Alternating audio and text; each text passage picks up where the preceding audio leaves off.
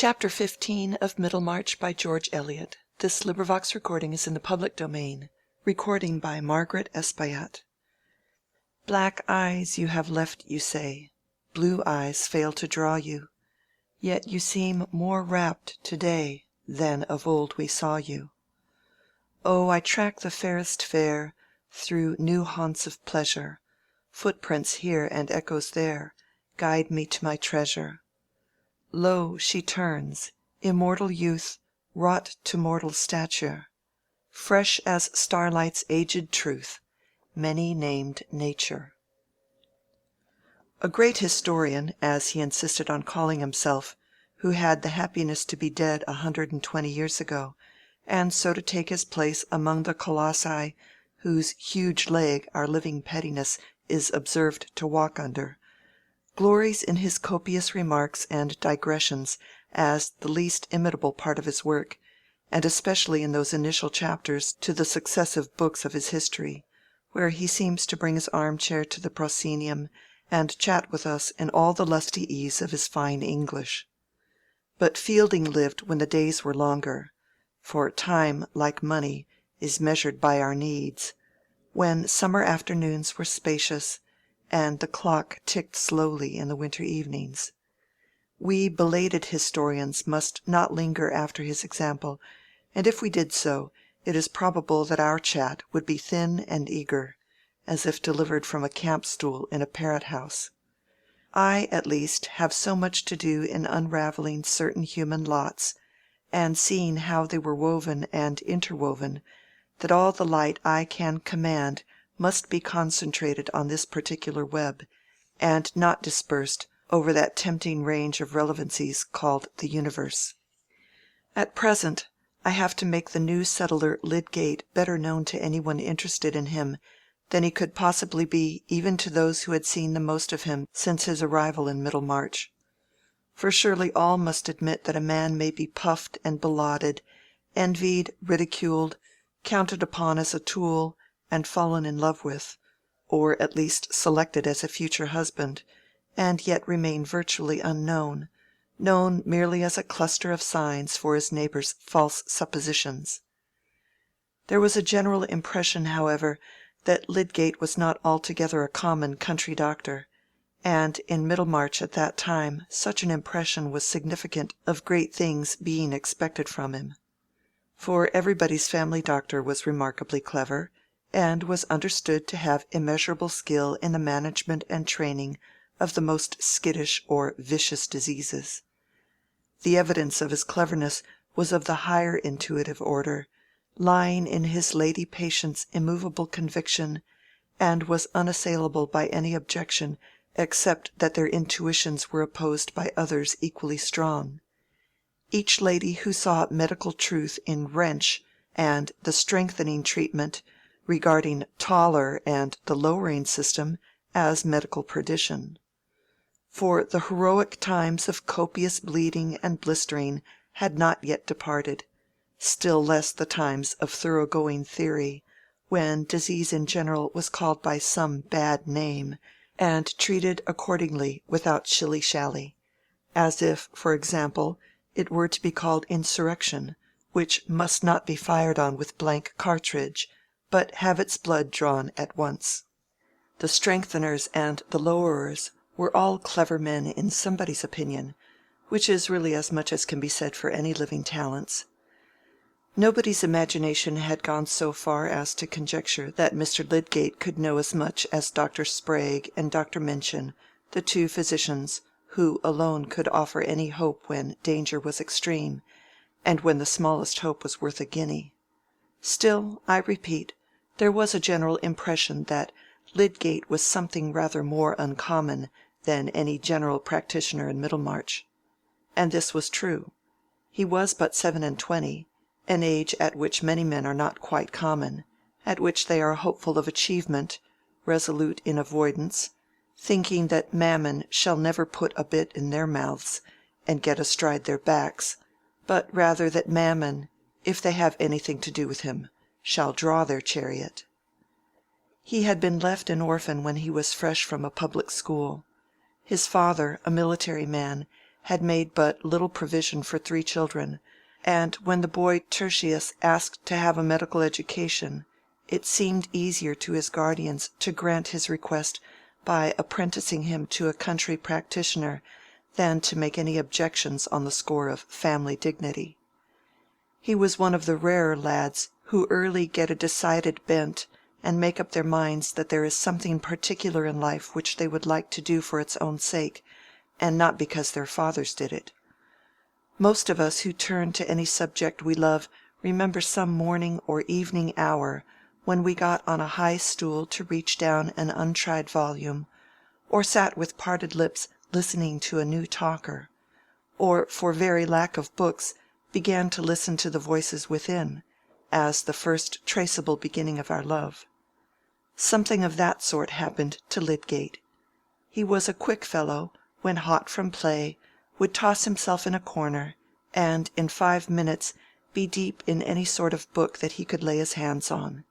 If it were Rasselas or Gulliver, so much the better, but Bailey's Dictionary would do, or the Bible with the Apocrypha in it.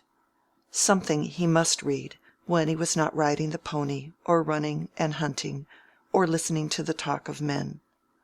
All this was true of him at 10 years of age. He had then read through Chrysal or The Adventures of a Guinea, which was neither milk for babes, nor any chalky mixture meant to pass for milk, and it had already occurred to him that books were stuff, and that life was stupid. His school studies had not much modified that opinion, for though he did his classics and mathematics, he was not preeminent in them.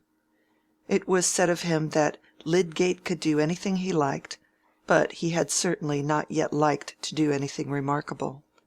He was a vigorous animal with a ready understanding, but no spark had yet kindled in him an intellectual passion. Knowledge seemed to him a very superficial affair, easily mastered. Judging from the conversation of his elders, he had apparently got already more than was necessary for mature life. Probably this was not an exceptional result of expensive teaching at that period, of short-waisted coats, and other fashions which have not yet recurred. But one vacation, a wet day sent him to the small home library to hunt once more for a book which might have some freshness for him. In vain. Unless, indeed, he took down a dusty row of volumes with gray paper backs and dingy labels, the volumes of an old cyclopedia which he had never disturbed. It would at least be a novelty to disturb them. They were on the highest shelf, and he stood on a chair to get them down. But he opened the volume which he first took from the shelf. Somehow, one is apt to read in a makeshift attitude, just where it might seem inconvenient to do so. The page he opened on was under the heading of Anatomy, and the first passage that drew his eyes was on the valves of the heart. He was not much acquainted with valves of any sort, but he knew that valvae were folding doors, and through this crevice came a sudden light startling him with his first vivid notion of finely adjusted mechanism in the human frame.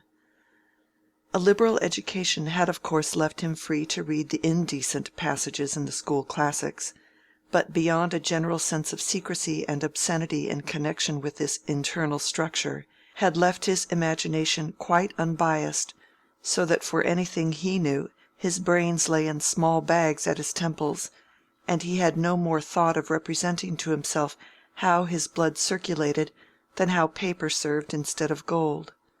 But the moment of vocation had come, and before he got down from his chair the world was made new to him by a presentiment of endless processes filling the vast spaces planked out of his sight by that wordy ignorance which he had supposed to be knowledge. From that hour Lydgate felt the growth of an intellectual passion. We are not afraid of telling over and over again how a man comes to fall in love with a woman and be wedded to her, or else be fatally parted from her. Is it due to excess of poetry or of stupidity that we are never weary of describing what King James called a woman's makedom and her fairness, never weary of listening to the twanging of the old troubadour strings, and are comparatively uninterested in that other kind of makedom and fairness which must be wooed with industrious thought and patient renunciation of small desires? In the story of this passion, too, the development varies. Sometimes it is the glorious marriage, sometimes frustration and final parting, and not seldom the catastrophe is bound up with the other passion, sung by the troubadours. For in the multitude of middle-aged men who go about their vocations in a daily course determined for them much in the same way as the tie of their cravats, there is always a good number who once meant to shape their own deeds and alter the world a little. The story of their coming to be shapen after the average and fit to be packed by the gross is hardly ever told even in their consciousness, for perhaps their ardor in generous unpaid toil cooled as imperceptibly as the ardor of other youthful loves, till one day their earlier self walked like a ghost in its old home and made the new furniture ghastly. Nothing in the world more subtle than the process of their gradual change. In the beginning they inhaled it unknowingly. You and I may have sent some of our breath towards infecting them, when we uttered our conforming falsities or drew our silly conclusions. Or perhaps it came with the vibrations from a woman's glance. Lydgate did not mean to be one of those failures, and there was the better hope of him because his scientific interest soon took the form of a professional enthusiasm. He had a youthful belief in his bread-winning work, not to be stifled by that initiation in makeshift called his prentice days, and he carried to his studies in London, Edinburgh, and Paris the conviction that the medical profession as it might be was the finest in the world, presenting the most perfect interchange between science and art, offering the most direct alliance between intellectual conquest and the social good. Lydgate's nature demanded this combination. He was an emotional creature, with a flesh and blood sense of fellowship which withstood all the abstractions of special study. He cared not only for cases, but for John and Elizabeth, especially Elizabeth. There was another attraction in this profession. It wanted reform, and gave a man an opportunity for some indignant resolve to reject its venal decorations and other humbug, and to be the possessor of genuine though undemanded qualifications. He went to study in Paris with the determination that when he came home again he would settle in some provincial town as a general practitioner, and resist the irrational severance between medical and surgical knowledge in the interest of his own scientific pursuits, as well as of the general advance. He would keep away from the range of London intrigues, jealousies, and social truckling, and win celebrity, however slowly, as Jenner had done, by the independent value of his work.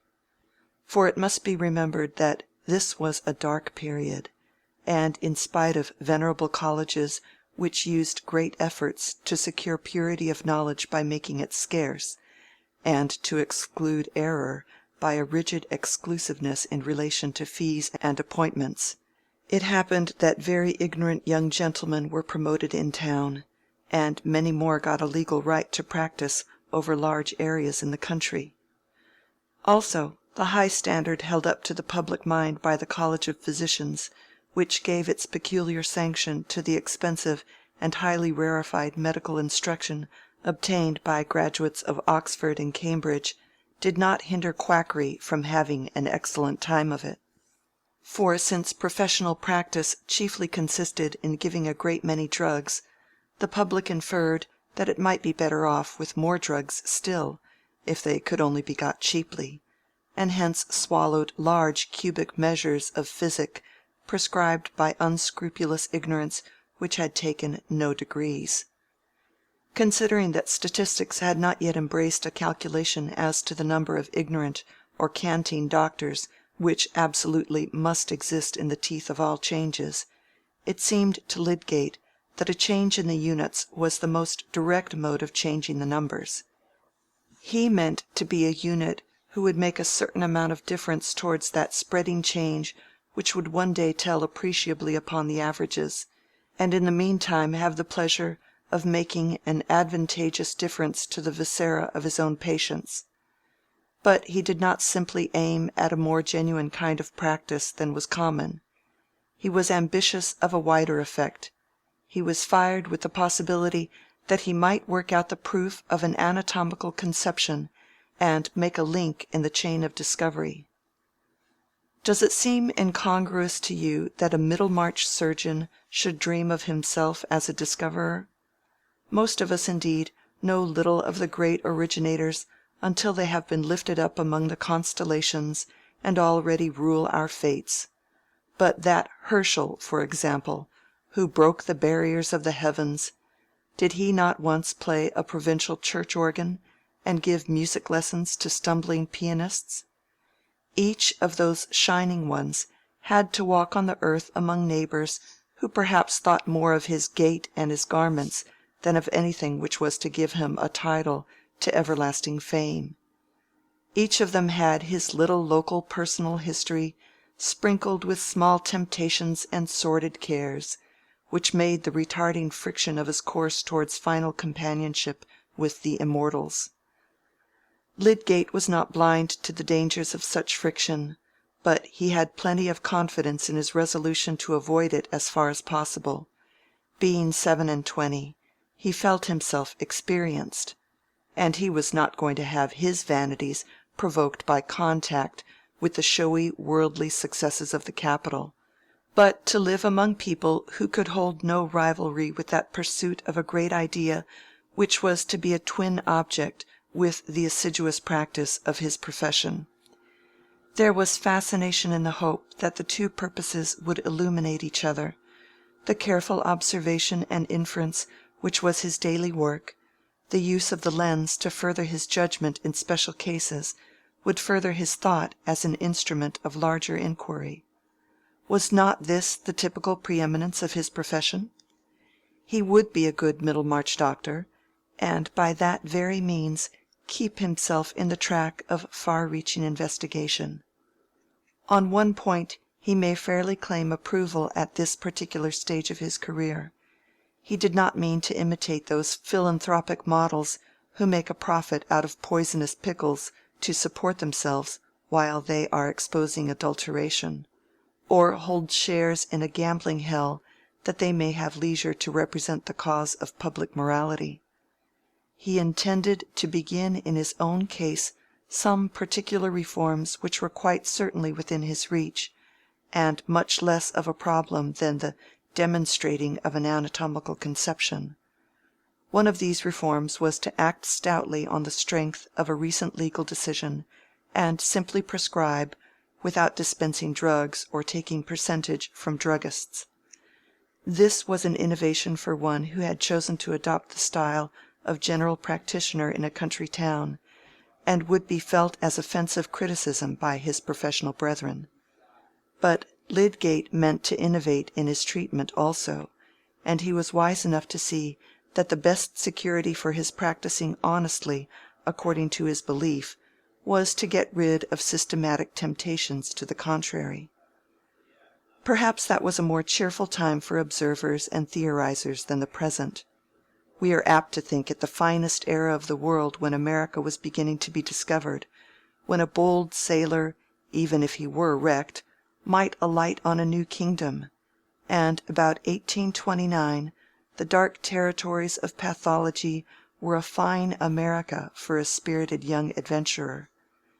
Lydgate was ambitious above all to contribute towards enlarging the scientific, rational basis of his profession. The more he became interested in special questions of disease, such as the nature of fever or fevers, the more keenly he felt the need for that fundamental knowledge of structure which just at the beginning of the century had been illuminated by the brief and glorious career of Bichat, who died when he was only 31, but, like another Alexander, left a realm large enough for many heirs.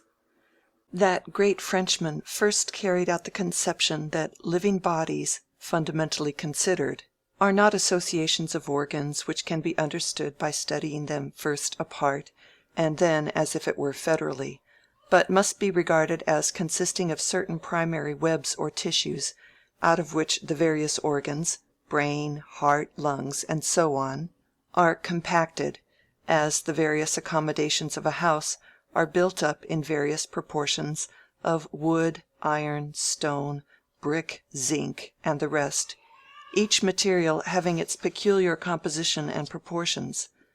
No man, one sees, can understand and estimate the entire structure or its parts, what are its frailties and what its repairs, without knowing the nature of the materials; and the conception wrought out by Bichat, with his detailed study of the different tissues, acted necessarily on medical questions as the turning of gas-light would act on a dim, oil-lit street, showing new connections and hitherto hidden facts of structure which must be taken into account in considering the symptoms of maladies and the action of medicaments. But results which depend on human conscience and intelligence work slowly, and now, at the end of 1829, most medical practice was still strutting or shambling along the old paths, and there was still scientific work to be done which might have seemed to be a direct sequence of Bichat's. This great seer did not go beyond the consideration of the tissues as ultimate facts in the living organism, marking the limit of anatomical analysis, but it was open to another mind to say, have not these structures some common basis from which they have all started, as your sarcenet, gauze, net, satin, and velvet from the raw cocoon? Here would be another light, as of oxyhydrogen, showing the very grain of things, and revising all former explanations. Of this sequence to Bichat's work, already vibrating along many currents of the European mind, Lydgate was enamored. He longed to demonstrate the more intimate relations of living structure, and help to define men's thoughts more accurately after the true order. The work had not yet been done, but only prepared for those who know how to use the preparation. What was the primitive tissue? In that way Lydgate put the question, not quite in the way required by the awaiting answer, but such missing of the right word befalls many seekers. And he counted on quiet intervals to be watchfully seized for taking up the threads of investigation, on many hints to be won from diligent application, not only of the scalpel, but of the microscope, which research had begun to use again with new enthusiasm of reliance. Such was Lydgate's plan of his future, to do good small work for Middlemarch, and great work for the world. He was certainly a happy fellow at this time, to be 27, without any fixed vices, with a generous resolution that his action should be beneficent, and with ideas in his brain that made life interesting quite apart from the cultus of horseflesh and other mystic rites of costly observance, which the £800 left him after buying his practice would certainly not have gone far in paying for. He was at a starting point which makes many a man's career a fine subject for betting, if there were any gentleman given to that amusement who could appreciate the complicated probabilities of an arduous purpose, with all the possible thwartings and furtherings of circumstance, all the niceties of inward balance by which a man swims and makes his point, or else is carried headlong. The risk would remain, even with close knowledge of Lydgate's character, for character too is a process and an unfolding. The man was still in the making, as much as the Middlemarch doctor an immortal discoverer, and there were both virtues and faults capable of shrinking or expanding. The faults will not, I hope, be a reason for the withdrawal of your interest in him. Among our valued friends, is there not some one or other who is a little too self-confident and disdainful, whose distinguished mind is a little spotted with commonness, who is a little pinched here and protuberant there with native prejudices, or whose better energies are liable to lapse down the wrong channel under the influence of transient solicitations? All these things might be alleged against Lydgate, but then they are the paraphrases of a polite preacher who talks of Adam and would not like to mention anything painful to the pew renters. The particular faults from which these delicate generalities are distilled have distinguishable physiognomies, diction, and grimaces, filling up parts in very various dramas. Our vanities differ as our noses do. All conceit is not the same conceit, but varies in correspondence with the minutiae of mental make in which one of us differs from another. Lydgate's conceit was of the arrogant sort, never simpering, never impertinent, but massive in its claims, and benevolently contemptuous. He would do a great deal for noodles, being sorry for them, and feeling quite sure that they could have no power over him. He had thought of joining the St. Simonians when he was in Paris, in order to turn them against some of their own doctrines. All his faults were marked by kindred traits, and were those of a man who had a fine baritone, whose clothes hung well upon him, and who even in his ordinary gestures had an air of inbred distinction. Where then lay the spots of commonness? Says a young lady enamored of that careless grace. How could there be any commonness in a man so well bred, so ambitious of social distinction, so generous and unusual in his views of social duty? As easily as there may be stupidity in a man of genius if you take him unawares on the wrong subject, or as many a man who has the best will to advance the social millennium might be ill-inspired in imagining its lighter pleasures, unable to go beyond Offenbach's music or the brilliant punning in the last burlesque.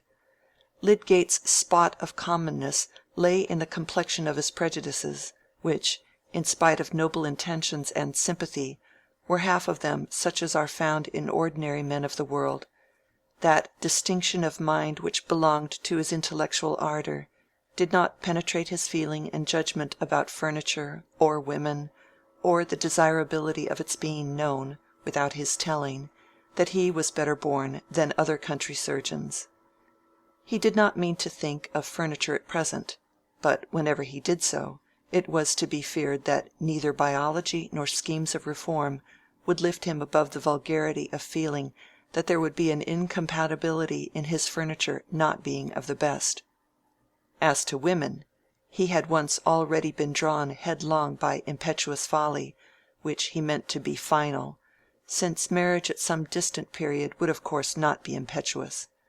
For those who want to be acquainted with Lydgate, it will be good to know what was that case of impetuous folly, for it may stand as an example of the fitful swerving of passion to which he was prone, together with the chivalrous kindness which helped to make him morally lovable. The story can be told without many words.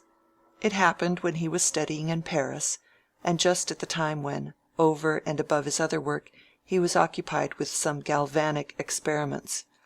One evening, tired with his experimenting, and not being able to elicit the facts he needed, he left his frogs and rabbits to some repose under their trying and mysterious dispensation of unexplained shocks, and went to finish his evening at the theatre of the Porte Saint-Martin, where there was a melodrama which he had already seen several times, attracted not by the ingenious work of the collaborating authors, but by an actress whose part it was to stab her lover, mistaking him for the evil-designing duke of the piece.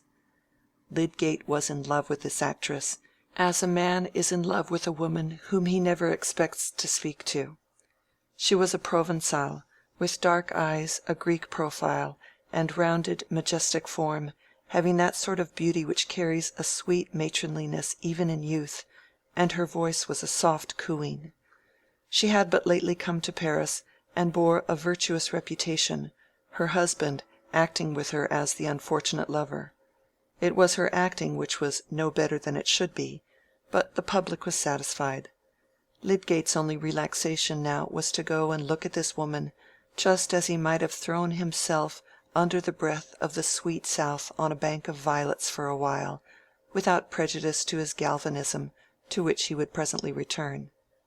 But this evening the old drama had a new catastrophe. At the moment when the heroine was to act the stabbing of her lover, and he was to fall gracefully, the wife veritably stabbed her husband, who fell as death willed. A wild shriek pierced the house, and the Provençal fell swooning. A shriek and a swoon were demanded by the play, but the swooning too was real this time.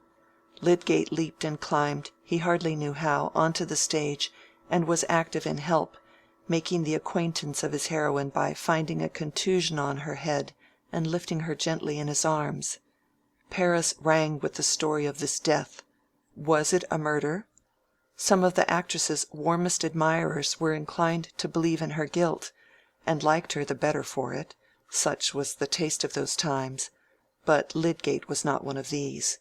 He vehemently contended for her innocence, and the remote impersonal passion for her beauty which he had felt before had passed now into personal devotion and tender thought of her lot. The notion of murder was absurd.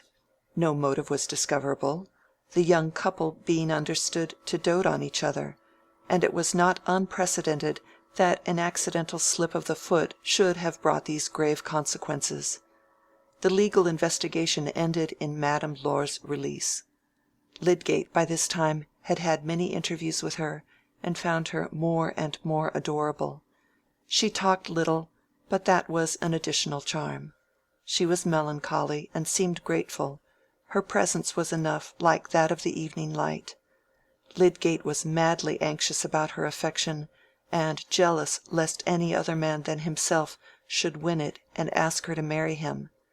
But instead of reopening her engagement at the Porte Saint Martin, where she would have been all the more popular for the fatal episode, she left Paris without warning, forsaking her little court of admirers. Perhaps no one carried an inquiry far except Lydgate, who felt that all science had come to a standstill while he imagined the unhappy Laure, stricken by ever-wandering sorrow, herself wandering, and finding no faithful comforter. Hidden actresses, however, are not so difficult to find as some other hidden facts, and it was not long before Lydgate gathered indications that Laure had taken the route to Lyons. He found her at last acting with great success at Avignon under the same name, looking more majestic than ever as a forsaken wife carrying her child in her arms. He spoke to her after the play, was received with the usual quietude which seemed to him beautiful as clear depths of water, and obtained leave to visit her on the next day, when he was bent on telling her that he adored her, and on asking her to marry him. He knew that this was like the sudden impulse of a madman, incongruous even with his habitual foibles. No matter, it was the one thing which he was resolved to do. He had two selves within him apparently, and they must learn to accommodate each other and bear reciprocal impediments. Strange that some of us, with quick alternate vision, see beyond our infatuations, and even while we rave on the heights, behold the wide plain where our persistent self pauses and awaits us.